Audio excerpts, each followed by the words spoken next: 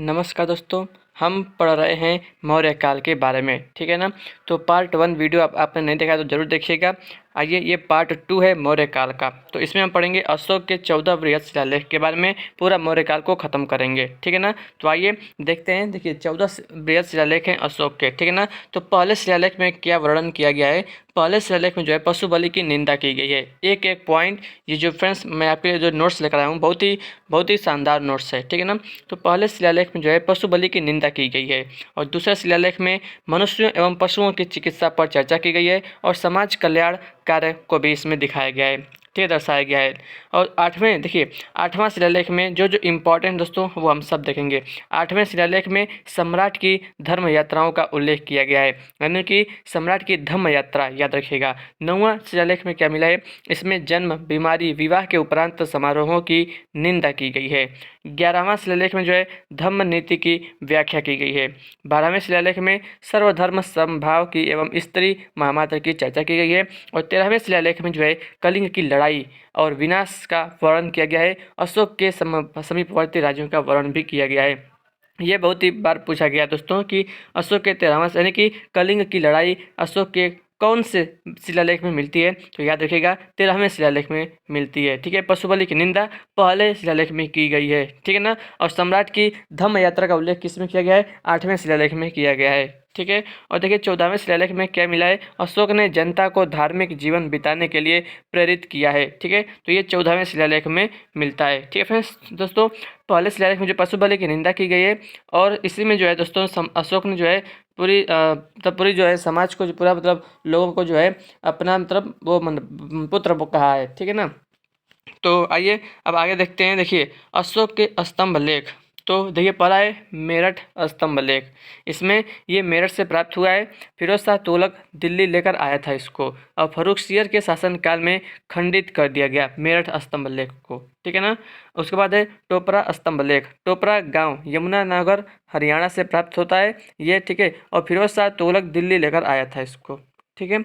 तीसरा है प्रयाग स्तंभ लेख। यह कौशाम्बी इलाहाबाद उत्तर प्रदेश से प्राप्त हुआ था, और अकबर द्वारा इलाहाबाद जिले में लाया गया। जो प्रयाग स्तंभ लेख है, इसको जो है अकबर ने लाया था इलाहाबाद जिले में। ठीक है। चौथा है लौरिया नंदनगढ़ स्तंभ लेख। ये चंपारण जिला बिहार से प्राप्त हुआ। मयूर चित्र अंकित है इस पर। तो याद रखिएगा कि मयूर चित्र जो है अशोक के कौन से स्तंभ लेख पर अंकित है? तो जो है लौरिया नंदनगढ़ स्तंभ लेख पर। ठीक है। पांचवा है रामपुरवा स्तंभ लेख। इसमें दो स्तंभ लेख प्राप्त हुआ था। एक स्तंभ लेख विहीन है लेखा युक्त। ठीक है। स्तंभ पर लेखा युक्त स्तंभ पर जो है सिंह की आकृति उत्कीर्ण है। वर्तमान में यह राष्ट्रपति भवन में स्थापित है। लेखा विहीन स्तंभ पर वृषभ बैल की आकृति उत्कीर्ण है। ठीक है। तो याद रखिएगा रामपुरवा स्तंभ लेख। एक एक यहाँ पर स्तंभ लेख बहुत ही इंपॉर्टेंट है। ठीक है। कोई भी एग्जाम दोस्तों आप देंगे, कोई भी कॉम्पिटिटिव एग्जाम, इससे बाहर क्वेश्चन बन ही नहीं सकता है। ठीक है ना। क्योंकि एक एक पॉइंट यहाँ पर इंपॉर्टेंट। देखिए छठवां, देखिए रुम्मीनदई स्तंभ लेख, बहुत ही इंपॉर्टेंट है रुम्मीनदई स्तंभ लेख। दोस्तों, ये सबसे छोटा स्तंभ लेख है रुम्मीनदई स्तंभ लेख। शासनादेश का विजय, आर्थिक बुद्ध का जन्म किस स्थान पर हुआ पता चलता है इससे। ठीक है ना। रुम्मीनदई स्तंभ लेख, और ये रुम्मीनदई नेपाल से प्राप्त हुआ है। ठीक है ना। सातवां है सांची स्तंभ लेख। ये रायसेन मध्य प्रदेश से प्राप्त होता है। और आठवां है सारनाथ स्तंभ लेख। ये वाराणसी उत्तर प्रदेश से प्राप्त है। और नौवां है रानी का अभिलेख। इसी को कौशाम्बी स्तंभ लेख भी कहते हैं। ये इलाहाबाद उत्तर प्रदेश से प्राप्त होता है। अशोक की रानी कारुवाकी व पुत्र तिवर का उल्लेख इसी में है। रानी का अभिलेख, इसीलिए इसको कहते हैं कौशाम्बी स्तंभ लेख। ठीक है ना। तो याद रखिएगा ये सारे एक एक जो है एक एक यहाँ पर इंपॉर्टेंट है, हर एक पॉइंट इंपॉर्टेंट है। ठीक है। आगे बढ़ते हैं दोस्तों। ये जो स्तंभ लेख थे, ये सभी शिलालेख जो है ये वृहत शिलालेख थे, वृहत। ठीक है ना, बड़े बड़े। और दोस्तों अब देखिए अशोक के लघु शिलालेख यानी कि छोटे शिलालेख कौन कौन से मिले हैं। पहला है रूपनाथ, कहाँ से मिला है? जबलपुर मध्य प्रदेश। दूसरा है गुर्जरा, रतिया मध्य प्रदेश। तीसरा है भब्रू बैराट, जयपुर राजस्थान से। चौथा है मास्की, राम रायचूर कर्नाटक। पाँचवा है ब्रह्मगिरी, चित्तलदुर्ग कर्नाटक। छठवां है एरोगुड़ी, कर्नूल आंध्र प्रदेश। सातवां है अहरौरा, मिर्जापुर उत्तर प्रदेश। दोस्तों आप केवल शिलालेखों का नाम याद रखिएगा। रूपनाथ, गुर्जरा, भब्रू, मास्की, ब्रह्मगिरी, एरोगुडी, अहरौरा। ठीक है दोस्तों, कहाँ से मिला है ये आप याद कर लेंगे तो और भी अच्छी बात है। ठीक है। अब देखिए अशोक के उत्तराधिकारी, पहले हैं कुणाल, अन्य नाम, इसी कुणाल का अन्य नाम क्या है? धर्म विवर्धन, सुयशस, सुयशस, इंद्रपालित। ठीक है ना, तो ये अन्य नाम है कुणाल के। दूसरा है दशरथ, अशोक के उत्तराधिकारी दूसरे हैं दशरथ। वायु पुराण के अनुसार कुणाल का पुत्र बंधु पालित राजा बना था। मत्स्य पुराण के अनुसार दशरथ राजा बना था। संभवतः बंधु पालित नाम दशरथ का ही अन्य नाम था मत्स्य पुराण के अनुसार। ठीक है। तीसरा देखिए संप्रति या संपदी। अशोक के उत्तराधिकारियों में यह सबसे अधिक योग्य शासक था। कौन था? संप्रति या संपदी। ठीक है। यह जैन मतावलंबी था। इसकी दो राजधानियां पाटलिपुत्र और उज्जैनी थी। कौन कौन? पाटलिपुत्र और उज्जैनी। चंद्रगुप्त मौर्य की तरह इसने संलेखना पद्धति से देह त्याग किया था। ठीक है ना, चंद्रगुप्त मौर्य ने भी संलेखना पद्धति से जो है देह त्याग किया था, और इसने भी किसने? संप्रति जो है या संपत्ति ने किया था। ठीक है, आगे बढ़ते हैं। देखिए शाली शक या इसी का नाम है शाली शुक। ठीक है, देखिए संप्रति के बाद शाली शक राजा बना। इसके समय यवनों ने एंटियोकस के नेतृत्व में हमला किया। ठीक है। पांचवा देखिए देववर्मा या इसी का नाम है बृहद्रथ। यह मौर्य वंश का अंतिम शासक था। कौन था?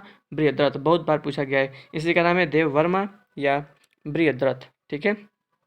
बृहद्रथ के सेनापति पुष्यमित्र शुंग ने इसकी हत्या कर दी और मौर्य वंश का समापन कर दिया। शुंग वंश की नींव रखी। किसने की हत्या? बृहद्रथ के सेनापति पुष्यमित्र शुंग ने इसकी हत्या कर दी और मौर्य वंश का समापन कर दिया। और शुंग, उसका नाम था शुंग, पुष्यमित्र शुंग नाम था, इसलिए उसने शुंग वंश की स्थापना कर दी, नींव कर दी। मतलब जो है शुंग वंश की नींव रखी। ठीक है ना, तो याद रखिएगा बृहद्रथ का नाम क्या है? देववर्मा। बहुत कम लोग जानते होंगे इसको। ठीक है, आगे बढ़ते हैं अब। देखिए आखिर मौर्य साम्राज्य के पतन का क्या कारण था? देखिए पहला कारण है अशोक की शांति प्रियता एवं अहिंसा की नीति। ठीक है, ये कहा है किसने? हेमचंद्र राय चौधरी। यानी कि हेमचंद्र राय चौधरी जी मानते हैं कि अशोक की शांति प्रियता और अहिंसा की नीति जो है ये मौर्य साम्राज्य के पतन का कारण बन गई। ठीक है ना दोस्तों। अगला अब दूसरा कारण क्या है? हरिप्रसाद शास्त्री जी कहते हैं कि मौर्य वंश का जो पतन का कारण है वो अशोक की धार्मिक नीतियों के विरुद्ध ब्राह्मणों की प्रतिक्रिया। ठीक है। अगला क्या है? रोमिला थापर कहती हैं कि मौर्य प्रशासन का अत्यधिक केंद्रीकृत होना व अधिकारियों की प्रशिक्षित न होना, ये जो है मौर्य साम्राज्य के पतन का कारण है। ठीक है।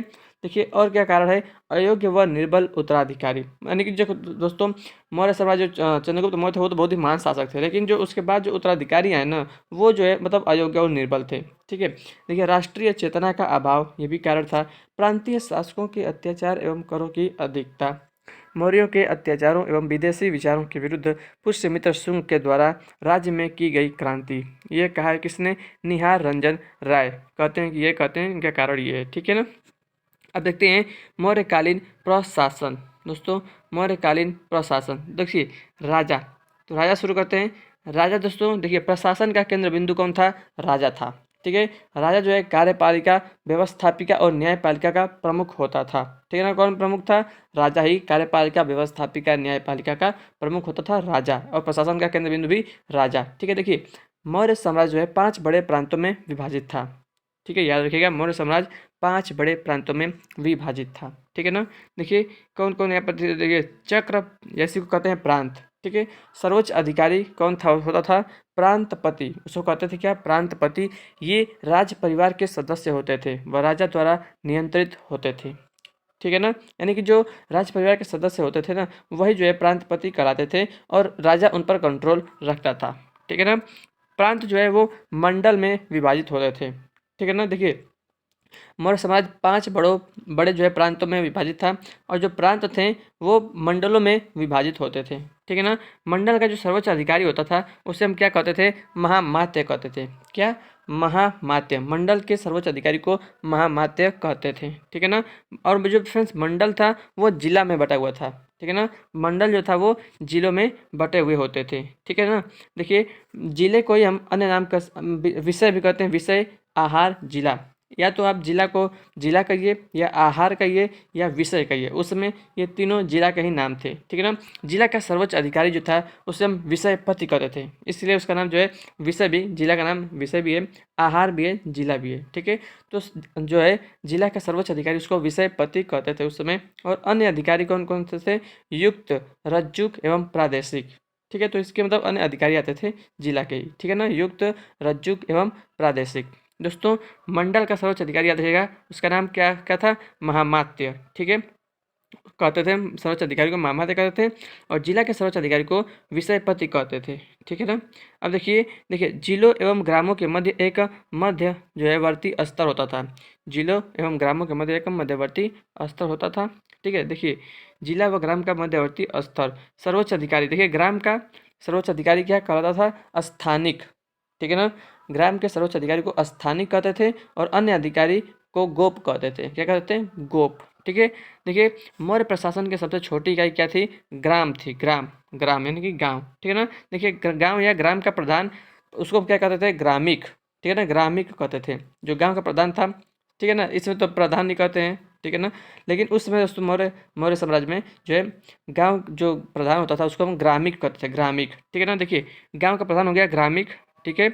और दोस्तों जिला, देखिए देखिए मध्यवर्ती, जिला व ग्राम का मध्यवर्ती स्तर, ठीक है ना। तो एक जिला और ग्राम के मध्य एक ये आता था, ठीक है ना, जिला व ग्राम का मध्यवर्ती स्तर, इसके सर्वोच्च अधिकारी को स्थानिक कहते थे, अन्य अधिकारी को गोप कहते थे, और जिला के सर्वोच्च अधिकारी को विषयपति कहते थे, अन्य अधिकारी को युक्त, रज्जुक और प्रादेशिक कहते थे, ठीक है ना।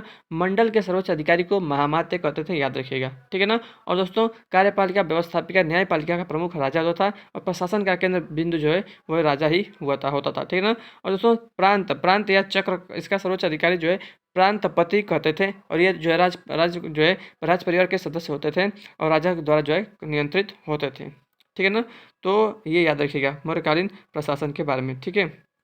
थोड़ा सा यहाँ पर देख लेते हैं ये क्या लिखा गया है, तो यही है, इसी को थोड़ा सा लिखा गया, ठीक है। तो फ्रेंड्स तो ये जो साइड में लिखा हुआ है ये इसी के बारे में लिखा हुआ है, ठीक है ना, वही है। चलिए आगे बढ़ते हैं, एक एक पॉइंट मैं तो आपको बताऊंगा हर एक चीज़, ठीक है। केंद्रीय प्रशासन, केंद्रीय प्रशासन के बारे में देखते हैं। मौर्य प्रशासन केंद्रीकृत शासन प्रणाली था, जिसमें प्रशासन का केंद्र बिंदु राजा होता था, ठीक है। राजा कार्यपालिका, व्यवस्थापिका और न्यायपालिका का प्रमुख होता था, ये तो मैंने अभी आपको बताया है, ठीक है। अब देखिए उपधा परीक्षण क्या होता था, उपधा परीक्षण यह मंत्री परिषद सदस्यों के चुनाव से पूर्व उनके चरित्र को जानने के लिए जो एक जांच पद्धति थी। उपधा परीक्षण क्या था, मंत्रिपरिषद सदस्यों के चुनाव से पहले उनके चरित्र को जानने के लिए एक जांच पद्धति थी।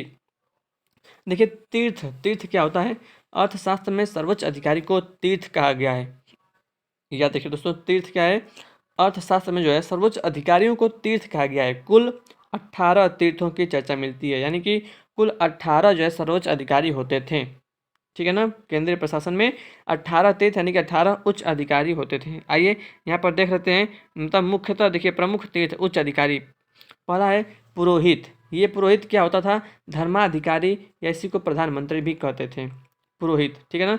दूसरा सर्वोच्च अधिकारी का नाम क्या है, समाहर्ता, ये समाहर्ता कौन होता था उस समय, राजस्व विभाग का प्रधान, ठीक है ना, तो उसको क्या कहते हैं, समाहर्ता, ठीक है। तीसरा है सन्निधाता, ये क्या करता था, राजकीय कोषाध्यक्ष था, ठीक है।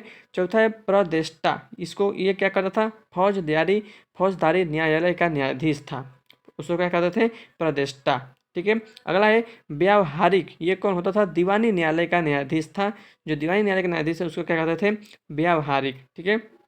अगला है देखिए सेना का सामग्री जुटाने वाला, इसका नाम क्या था, दंडपाल, दंडपाल क्या था, ये क्या करता था, सेना की सामग्री जुटाने वाला था। अगला है नागरक, नागरक नगर का प्रमुख अधिकारी, उसको हम क्या बोलते थे, नागरक, ठीक है।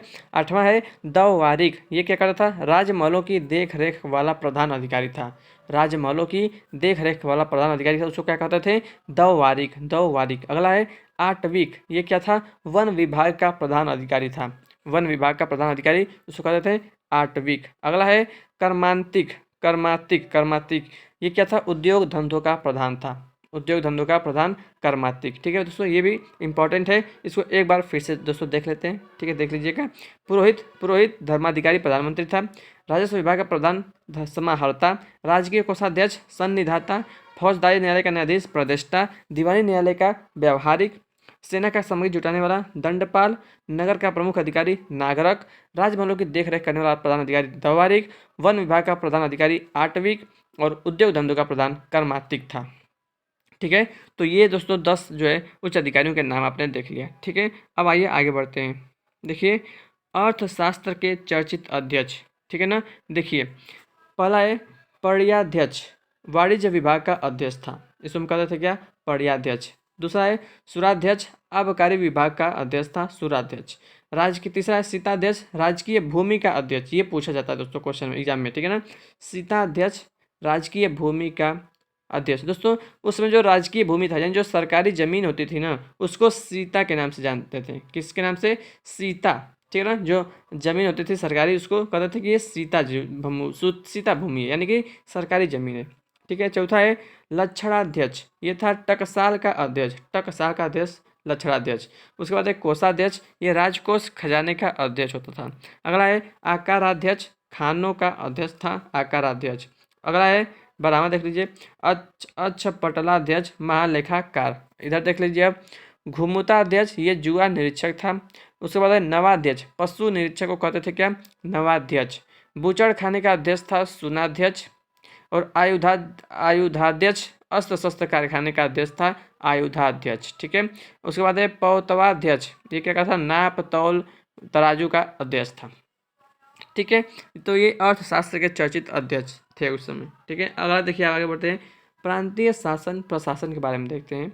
मौर्य साम्राज्य 5 बड़े प्रांतों में विभाजित था, मैंने अभी आपको बताया था थोड़ी देर पहले, ठीक है ना। देखिए प्रांत और राजधानी, देखिए पहला प्रांत था उत्तरापथ, इसकी राजधानी थी तक्षशिला।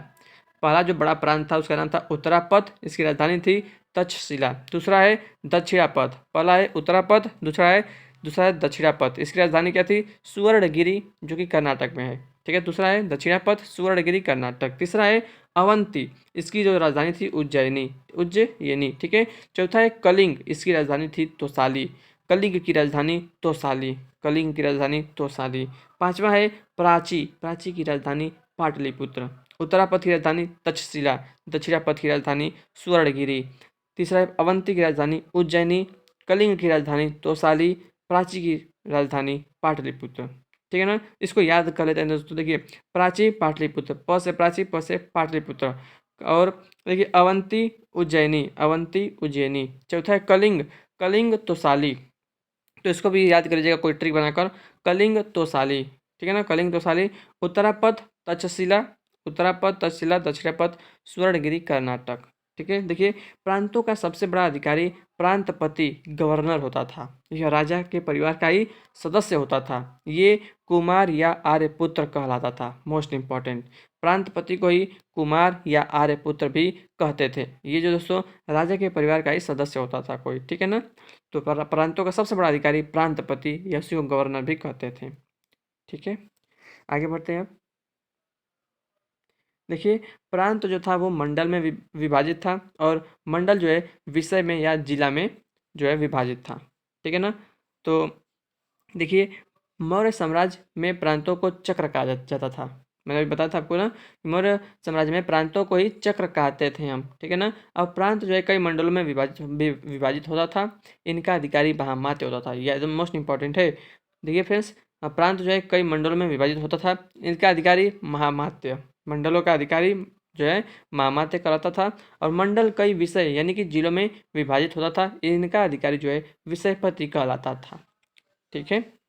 अब देखिए स्थानीय प्रशासन कैसा था वहाँ का, मौर्य साम्राज्य का। देखिए मौर्य काल में जिलों को विषय कहा जाता था, जिले का सर्वोच्च अधिकारी प्रशासक या मतलब जो है अधिकारी या प्रशासक विषयपति होता था। जिले में अन्य 3 अधिकारी नियुक्त होते थे। पहला है प्रादेशिक, ये क्या था, यह क्षेत्र में दौरा करता था तथा जिले व गांव के अधिकारियों का विवरण समाहर्ता को देता था। समाहर्ता क्या होता है दोस्तों, मैंने आपको बताया था समाहर्ता, ठीक है ना। आइए एक बार देख लेते हैं समाहर्ता हम किसको कहते थे। देखिए मैं दिखाता हूँ समाहर्ता। फ्रेंड्स देखिए दूसरा नंबर पर है समाहर्ता, कौन था, राजस्व विभाग का प्रधान था, ठीक है ना, राजस्व विभाग का प्रधान था समाहर्ता, ठीक है। देखिए ठीक है, प्रादेशिक हो गया, ये क्षेत्र में दौरा करता था और जिले व गांव के अधिकारियों का विवरण जो है वो समाहर्ता को देता था, यानी कि राजस्व विभाग के अधिकारी को, ठीक है। दूसरा था रज्जुक, दोस्तों इसका संबंध ग्रामों में भूमि का सर्वेक्षण एवं मूल्य निर्धारण करना था, ठीक है। अगला तीसरा है मुक्त, नहीं युक्त है, ठीक है, युक्त, ये राजस्व वसूलते थे एवं लेखा जोखा रखते थे, ठीक है। अगला पॉइंट देखिए, ग्राम प्रशासन की सबसे, जो ग्राम था दोस्तों, ग्राम या गांव प्रशासन की सबसे छोटी इकाई थी, परंतु कुछ गांव को मिलाकर कोटियों का निर्माण होता था, कुछ गांव को मिलाकर कोटियों का निर्माण होता था जो जिला एवं गांव के मध्यवर्ती स्तर का द्योतक थी। ठीक है, देखिए जिला दोस्तों, जिला जो है जिला को विभाजित किया गया था किसमें, कोटियाँ या मध्यवर्ती स्तर। और जो ये मध्यवर्ती स्तर के बाद होता है वो ग्राम, ग्राम के अधिकारी को हम क्या कहते थे, कहते हैं ग्रामिक। ठीक है ना, ग्रामिक। ठीक है, देखिए जो ये मध्यवर्ती स्तर था ना, कोटियाँ, इसको जो है यहाँ पर 4 भागों में बांटा गया है: स्थानिक, द्रोणमुख, खारवटिक और संग्रहण। ठीक है ना, तो स्थानिक किसको कहते हैं दोस्तों, स्थानिक जो है 800 ग्रामों का समूह, 800 दोस्तों, 800 गांवों को मिलाएंगे ना, उसका समूह बनाएंगे तो उसको हम क्या कहेंगे, स्थानिक।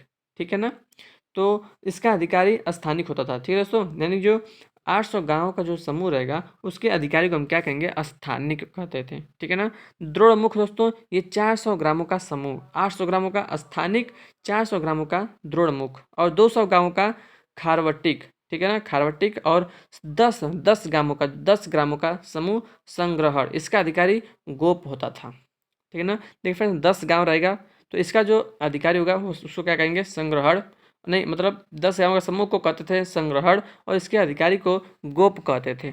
200 गांव का समूह रहेगा तो उसको कहेंगे खारवटिक, 400 गांव का समूह रहेगा उसको कहेंगे द्रोणमुख और 800 गांव का समूह रहेगा उसको कहेंगे स्थानिक, और इसके अधिकारी का नाम भी स्थानिक ही होता है। ठीक है ना, स्थानिक।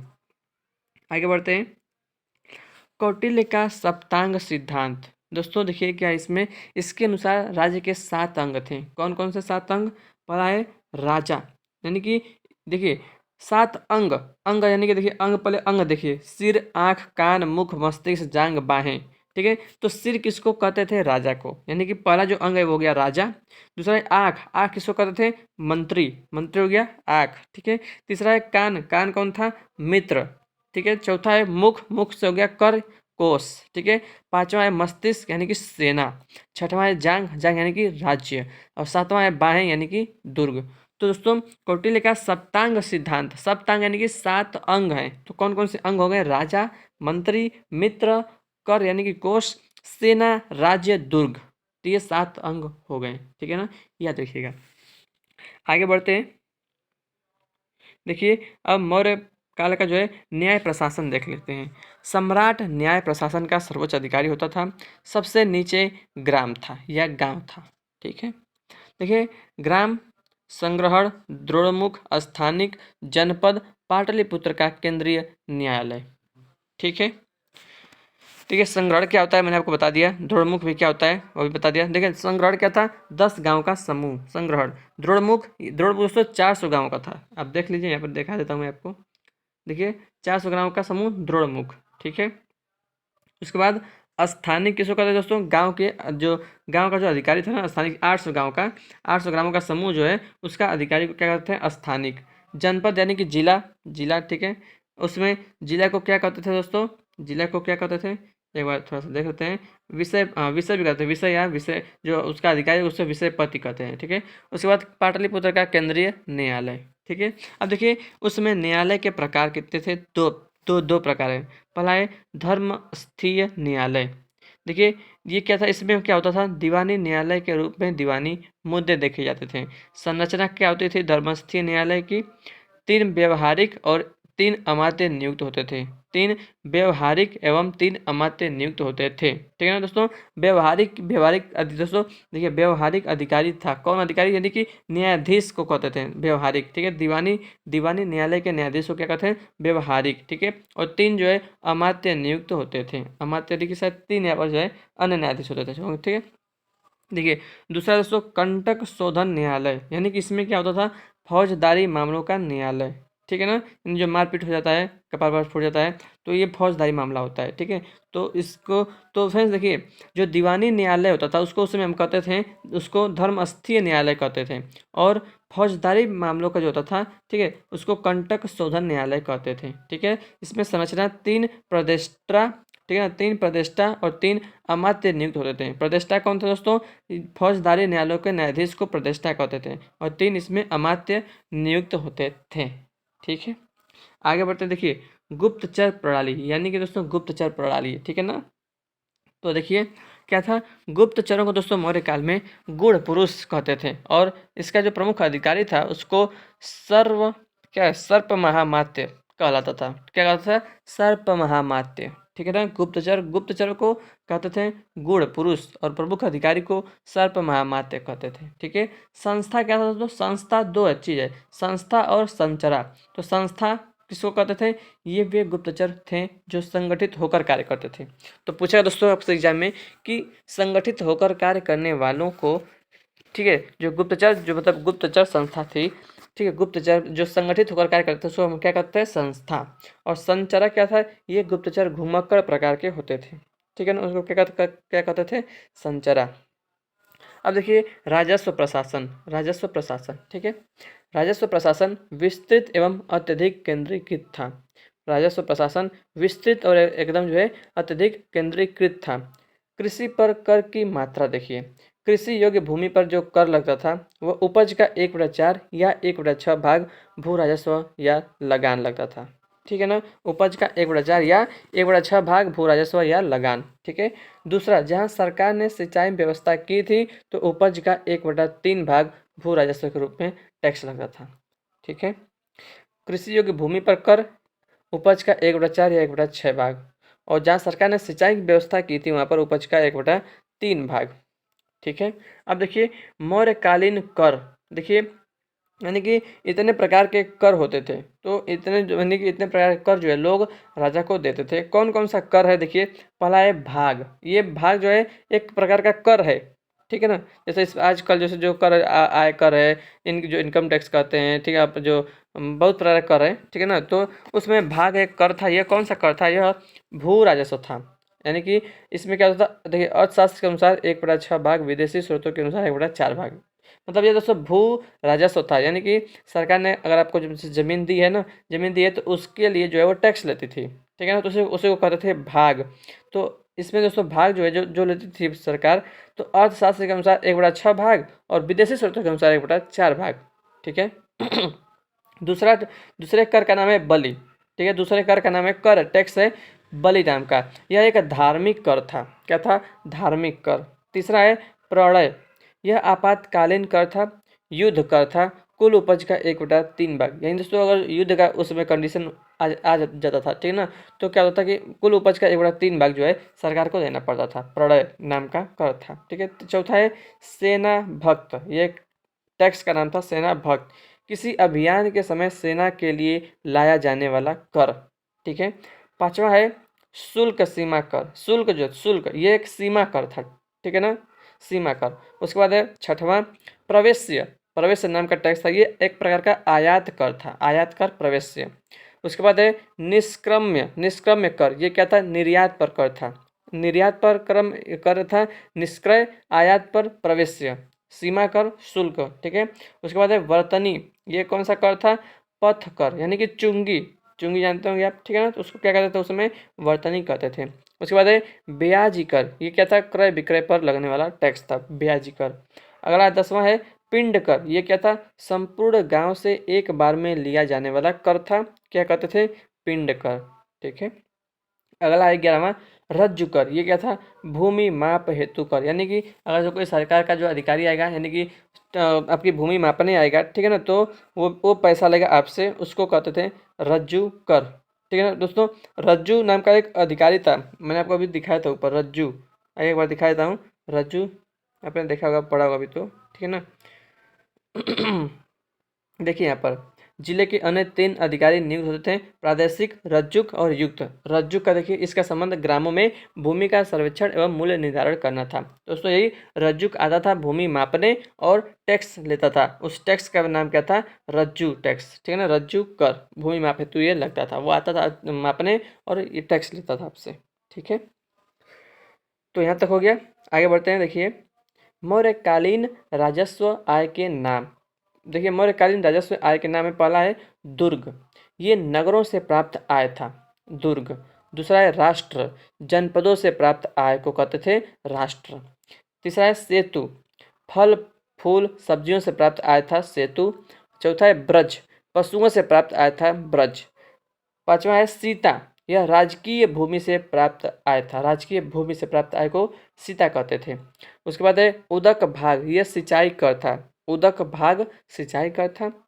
अगला है हिरण्य, ये नकद राजस्व था। नकद राजस्व को कहते थे हिरण्य। ठीक है दोस्तों, याद रखिएगा। ठीक, आगे बढ़ते हैं। मौर्यकालीन अर्थव्यवस्था को देखते हैं। मौर्यकालीन अर्थव्यवस्था देख लेते हैं, चलिए। देखिए, कृषि, मौर्यकालीन अर्थव्यवस्था देखेंगे, कृषि के बारे में देखेंगे, उद्योग धंधे व्यापार के बारे में देखेंगे, ठीक है ना। तो कृषि देखते हैं। देखिए, पहली बार मौर्य काल में बहुत बड़ी संख्या में सूंढों को कृषि कार्यों में लगाया गया था। ठीक है, कारण क्या था इसका? कृषि कार्यों में अत्यधिक वृद्धि, मजदूरों की आवश्यकता। ठीक है, पहली बार मौर्य काल में जो है बड़ी संख्या में सूंढों को कृषि कार्य में लगाया गया था। कारण कृषि कार्यों में अत्यधिक वृद्धि, मजदूरों की आवश्यकता। दूसरा पॉइंट है राजकीय भूमि सीता कहलाती थी। मैंने आपको बताया था दोस्तों, राजकीय भूमि जो सरकारी भूमि थी उसको सीता कहते थे। यह उपजाऊ होती थी। ठीक है, अगला पॉइंट है कि राज्य की ओर से सिंचाई की व्यवस्था की जाती थी और यह सेतुबंध कहलाता था। ठीक है, क्या कहलाता था? सेतुबंध। अब यह क्या दिया है? अदेव मातृक, यह बिना वर्षा के खेती वाली भूमि होती थी, उसको हम क्या कहते थे? अदेव मातृक। मतलब याद रखिएगा, क्वेश्चन एग्जाम में पूछ सकता है ऐसे कि बिना वर्षा के खेती वाली भूमि को क्या कहते थे? अदेव मातृक। अदेव मातृक, बिना वर्षा के खेती वाली। ठीक है, उसके बाद है अरतनी उपकरण। ये क्या था? इसका उपयोग वर्षा की मात्रा मापने के लिए किया जाता था। यानी कि कितनी वर्षा हुई है उसको मापने के लिए किसका उपयोग करते थे? अरतनी उपकरण का। ठीक है ना, अरतनी उपकरण। आगे बढ़ते हैं। अब उद्योग धंधे और व्यापार के बारे में देखते हैं। मौर्य काल में सूत कातना एवं बुनना प्रमुख उद्योग धंधा था। अनेक धंधे प्रचलित थे। ठीक है, काशी, मालवा, कलिंग, वंग तथा सूती वस्त्र उद्योग बहुत विकसित था। ठीक है ना, काशी, मालवा, कलिंग, वंग का सूती वस्त्र उद्योग बहुत ही विकसित था। वंग का मलमल विश्व विख्यात था। वंग का जो है मलमल विश्व विख्यात था। ठीक है, वाणिज्य एवं व्यापार पर राज्य का नियंत्रण था। ठीक है, अब देखिए मौर्यकालीन बंदरगाह। पूर्वी तट पर ताम्रलिप्ति बंदरगाह, पश्चिमी तट पर भडौज तथा सोपारा। ठीक है, एग्रोनोमोई, यह क्या था? एग्रोनोमोई किसको कहते थे? यह मार्ग निर्माण के लिए जिम्मेदार अधिकारी था। मार्ग निर्माण यानी कि कुछ रोड बनाना है, उसके लिए जो है जिम्मेदार अधिकारी कौन था? एग्रोनोमोई। सार्थवाह कौन था? यह व्यापारियों का नेता होता था। कौन? सार्थवाह। भारत का निर्यात देखिए, क्या क्या भारत तो है उसमें निर्यात करता था? हाथी दांत, कछुए, सीपी, मोती, रंग, नील, बहुमूल्य लकड़ी। तो ये भारत का निर्यात था उस समय। भारत का आयात क्या था? रेशम आता था चीन से, मोती ताम्रपर्णी से, चमड़ा नेपाल से आता था, मदिरा सीरिया से आता था, घोड़े पश्चिमी एशिया से आते थे। ठीक है, तो उस समय के ये भारत के आयात थे और ये निर्यात थे। ठीक, मौर्यकालीन मुद्रा देखिए। मौर्य साम्राज्य की राजकीय मुद्रा पड़ थी। क्या थी? पड़। पड़। ठीक है, मौर्यकालीन मुद्रा थी। देखिए, सोने के सिक्के, सोने के सिक्कों को क्या कहते थे? सुवर्ण एवं पाद कहते थे। क्या थे? सुवर्ण एवं पाद। सोने के सिक्कों को कहते थे उस समय सुवर्ण एवं पाद। ठीक है, चांदी के सिक्के को करसापड़ या पड़ एवं धड़ भी कहते थे। ठीक है ना, चांदी के सिक्के को क्या कहते थे? करसापड़, पड़ और धड़। दोस्तों, क्वेश्चन आपसे पूछ सकता है ऐसे कि मौर्यकालीन मुद्रा पड़ जो है किस धातु का बना होता था? तो चांदी का। ठीक है, तांबे के सिक्के को मासक कहते थे या काकड़ी कहते थे या अर्ध काकड़ी कहते थे। ठीक है, देखिए यहाँ पर साइड में लिखा गया कि मयूर, पर्वत एवं अर्धचंद्र की छाप वाली आहत रजत मुद्राएं मौर्य साम्राज्य में मान्य थीं। ठीक है, आहत रजत मुद्राएं मौर्य साम्राज्य में जो है मान्य थी। ठीक है दोस्तों, अब आइए देखते हैं मौर्यकालीन समाज, यानी कि समाज कैसा था मौर्यकालीन, लोग कैसे थे वहाँ के, क्या करते थे, कैसे रहते थे। ठीक है, ये सभी। ठीक है, देखिए, कौटिल्य ने वर्णाश्रम व्यवस्था को सामाजिक संगठन का आधार बताया है। इस काल में मेगास्थनीज के अनुसार 7 जातियां थीं। ठीक है ना, दार्शनिक, किसान, चरवाहे, शिल्पी यानी कि कारीगर, योद्धा, निरीक्षक, अमात्य या सभासद। ठीक है, तो ये 7 जातियां थीं। जाति व्यवस्था का स्वरूप कठोर था। कोई भी व्यक्ति जाति से बाहर विवाह नहीं कर सकता था और न ही अपना पेशा बदल सकता था। अपवाद यानी कि दो लोगों को छोड़ाकर, दार्शनिक और ब्राह्मण को छोड़ाकर, यानी ये लोग जो है किसी भी जाति में शादी विवाह कर सकते थे और कोई भी काम कर सकते थे, दार्शनिक और ब्राह्मण, ठीक है ना, लेकिन और कोई नहीं, ठीक है ना। तो जाति व्यवस्था बहुत ही कठोर थी क्योंकि कोई भी व्यक्ति जाति से बाहर शादी विवाह नहीं कर सकता था और न ही अपना पेशा बदल सकता था, यानी कि जिस जाति में पैदा हुआ है वो वही काम कर सकता है और कोई नहीं, ठीक है, दो लोगों को छोड़ाकर, दार्शनिक और ब्राह्मण को छोड़कर, ठीक है। आइए देखते हैं मौर्य काल में जो है स्त्रियों की दशा कैसी थी। स्त्रियों को पुनर्विवाह एवं नियोग की अनुमति थी, ठीक है। अर्थशास्त्र के अनुसार विवाह की उम्र स्त्री के लिए 12 वर्ष और पुरुष के लिए 16 वर्ष थी, ठीक है। याद रखिएगा कि अर्थशास्त्र के अनुसार विवाह की उम्र जो स्त्रियों के लिए 12 वर्ष और पुरुष के लिए 16 वर्ष थी।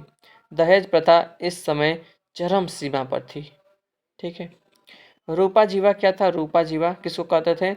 ये स्वतंत्र रूप से वैश्यावृत्ति करने वाली स्त्रियां थीं, यानी कि मौर्य काल में जो जो वेश्या होती थी उसको क्या कहते थे? रूपा जीवा, ठीक है। स्त्रियां सम्राट की अंगरक्षिका नियुक्त की जाती थी, ठीक है ना, याद रखिएगा। आगे बढ़ते हैं, देखिए दास प्रथा के बारे में देख लेते हैं। मेगास्थनीज ने भारत में दास न होना बताया है, परंतु बौद्ध साहित्य, कौटिल्य के अर्थशास्त्र एवं अशोक के अभिलेखों से दास प्रथा के प्रचलन की पुष्टि होती है। अर्थशास्त्र में 9 प्रकार के दासों का उल्लेख किया गया है। दासों को कृषि, कारखानों, खदानों आदि में लगाया जाता था। महिला दास गृह कार्य एवं सेवा, शुश्रूषा आदि करती थी, ठीक है ना। तो आइए आगे बढ़ते हैं। मौर्यकालीन शिक्षा केंद्र देखते हैं। मौर्यकालीन शिक्षा केंद्र कौन कौन से थे उस समय? तक्षशिला, उज्जैन, वाराणसी, ये 3 थे, ठीक है ना। तक्षशिला, उज्जैन और वाराणसी मौर्य काल में शिक्षा के प्रमुख केंद्र थे, ठीक है। कौन कौन? तक्षशिला, उज्जैन, वाराणसी, तक्षशिला, उज्जैन, वाराणसी, ठीक है। शूद्रों की स्थिति देखिए। शूद्रों की स्थिति मौर्य काल में शूद्रों का जो है उत्थान प्रारंभ हुआ था, ठीक है। पुराणों में शूद्रों को अनार्य माना जाता था, परंतु कौटिल्य ने अर्थशास्त्र में शूद्रों को आर्य माना है तथा म्लेच्छों से भिन्न माना है, ठीक है। मौर्य काल में शूद्रों को कृषि कार्यों में शामिल किया गया था, कारण कृषि कार्यों में अत्यधिक विस्तार तथा कृषिगत मजदूरों की आवश्यकता होती थी, ठीक है ना। तो ये थी शूद्रों की स्थिति। आगे बढ़ते हैं दोस्तों देखिए अब आ गया है मौर्योत्तर काल, ठीक है ना। तो इसको हम अगले वीडियो में पढ़ेंगे, ठीक है ना दोस्तों। तो यहाँ तक जो है ये मौर्य काल जो है यहाँ से समाप्त होता है, ठीक है ना। अब दोस्तों अगर आपको वीडियो पसंद है, वीडियो को प्लीज़ एक लाइक कर दीजिएगा। आप लाइक करेंगे दोस्तों मुझे बहुत मोटिवेशन मिलता है लाइक से, तो मुझे जो है वीडियो बनाने का बहुत ही मन करता है भी है, ठीक है ना। तो प्लीज़ दोस्तों वीडियो को लाइक कर दीजिएगा और दोस्तों चैनल पर नए हैं तो चैनल को सब्सक्राइब कर दीजिएगा, ठीक है। जैसे मैं वीडियो अपलोड करूँगा आपके ऊपर जो है कि मोबाइल पर जो है नोटिफिकेशन आ जाएगा कि मैंने वीडियो अपलोड कर दिया है, ठीक है ना। तो दोस्तों हम मिलते हैं फ्रेंड्स आपसे नेक्स्ट वीडियो में, ठीक है ना। दोस्तों अपना ख्याल रखिएगा आप लोग, ठीक है ना, और मेरा भी हाल चाल पूछते रहिएगा, ठीक है। तो ठीक है दोस्तों मिलते हैं आपसे अगले वीडियो में, तब तक के लिए जय हिंद, जय Bharat, Vande Mataram, take care, bye bye.